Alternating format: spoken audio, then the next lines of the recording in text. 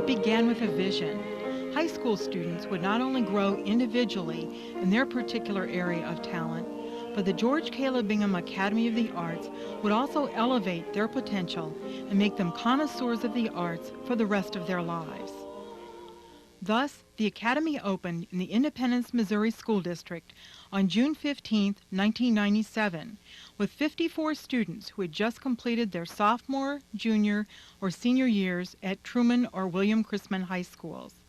These students were linked together to form a new school, from which they would graduate in 4 weeks.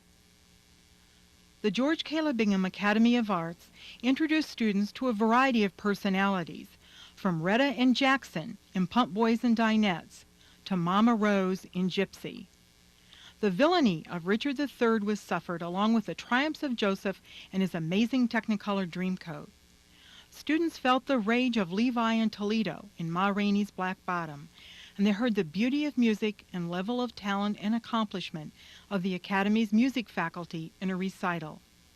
Students learned from a Pulitzer Prize-winning author and a well-known actor. They saw poetry spring to life in Poetry Alive. They saw the works of Surratt, Wood, Hopper, Van Gogh, Renoir, and Monet in Chicago. The scholars made puppets, played Dixieland jazz, and learned to play classical guitar. They had an ice cream social at George Caleb Bingham's home and visited his grave. Some took field trips to see how string instruments and organs are made. Others visited art museums, a bookstore, or drew flowers at Powell Gardens. They tasted the arts in Kansas City and caught a glimpse of them in Chicago. It was 4 weeks in fine arts fast forward, but with experiences to last forever. Pulitzer Prize-winning author and former Independence resident Richard Rhodes introduced the students to the craft of creativity at the Academy's orientation. Becoming an accomplished artisan takes time and practice, he said, but the benefits are enormous. The creative work lives forever and brings rewards not only to the creator, but to all who view, hear, see, or read it. And the students this summer had the opportunity to do just that, create their craft. For example, theater students made their own puppets, gave a Punch and Judy show, and presented a scene from Steel Magnolias. Honey, your father's about to drive us all crazy and make us pull our hair out. Oh, don't worry. He should be finished with his yard work soon. Well, I hope so. Well, you're not the only one concerned. My mama's about to throw a fit. She and Daddy are fighting like cats and dogs. They're just anxious with so much going on. No, they're not. They just try to create as much tension as any possible situation. It's a creed they live by. They gained experience in team playing, memory development, self-discipline, and timing. The visual art students worked in a variety of media, from watercolor to sculpture and ceramics. They were able to explore and develop their skills. They took field trips to Nelson Atkins and Kemper museums, and were able to develop their artistic techniques while visiting Powell Gardens. Creative writing students produced a portfolio of work, which included various genres throughout the summer. They developed personal essays, poems, stories, journalistic pieces, and reviews. They also published children's books. And their field trips took them several places, including Union Cemetery in Kansas City, where they discovered the grave of George Caleb Bingham.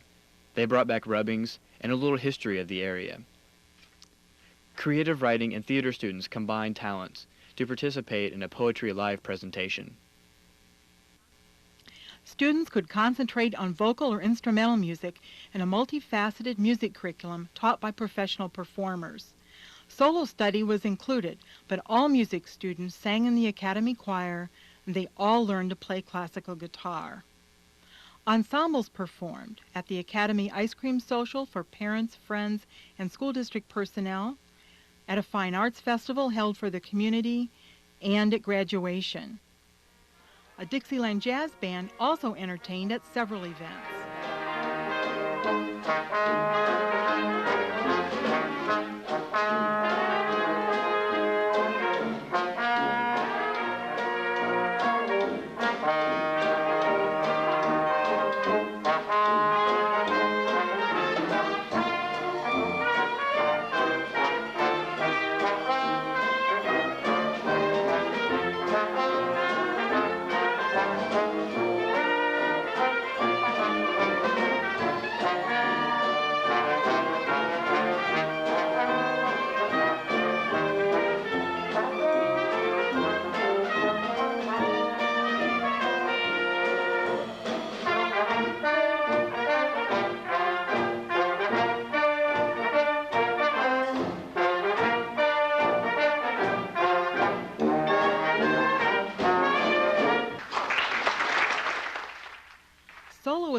performed in a recital at the Music Arts Institute during the final week of the program.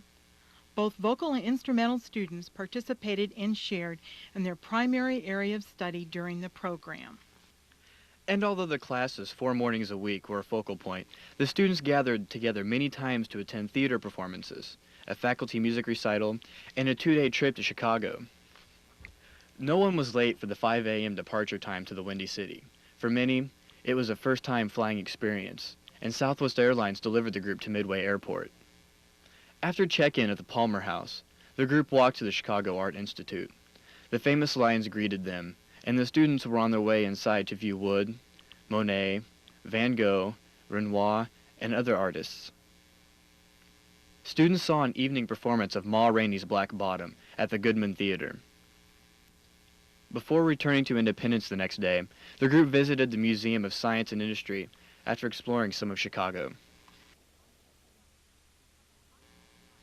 A couple hot summer nights provided the atmosphere for outdoor performances at Starlight Theater and Shakespeare in the Park. Joseph and his amazing Technicolor Dreamcoat and Richard III provided contrasts and drama. The dinner theater experience of Gypsy might have been new to many students. American Heartland's Pump Boys and Dinettes brought some student interaction, both during the performance and afterward when autographs were signed. And then it ended, almost too soon. A whirlwind of fine arts training and experiences were coming to a close, but so much student creation had been shared.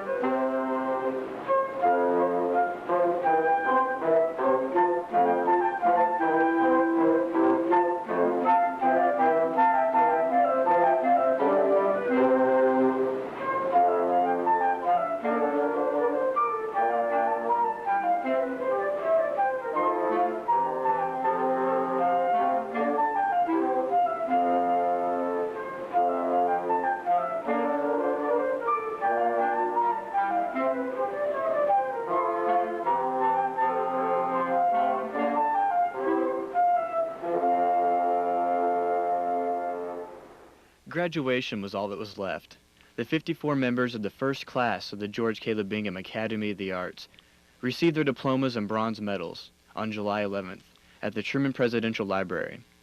5 Robert W. Watkins Scholars were named, one in each of the 5 areas of art, creative writing, instrumental music, vocal music, and theater.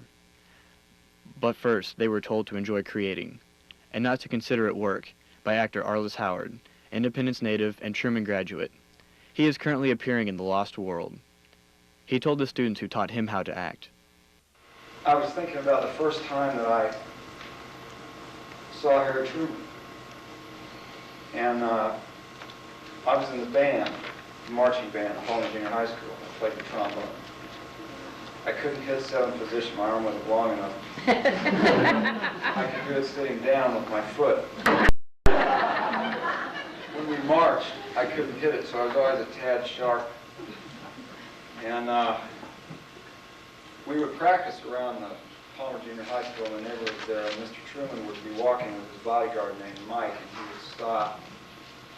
And when Mr. McConnell, who was our director, saw him do this, he would just mark time, and we would always play the Missouri Waltz. Mr. Truman would nod and smile and tap his foot, and then he'd move on. I later found out that he hated that song. Yeah. So when people ask me how I learned to act, I say Harry Truman. The students from both high schools, who had formed a new academy, had also formed a special bond. They had been given freedom to create. They had been given freedom to express. They will be a vital part of the enhancement of the arts and independence. They can move forward together now.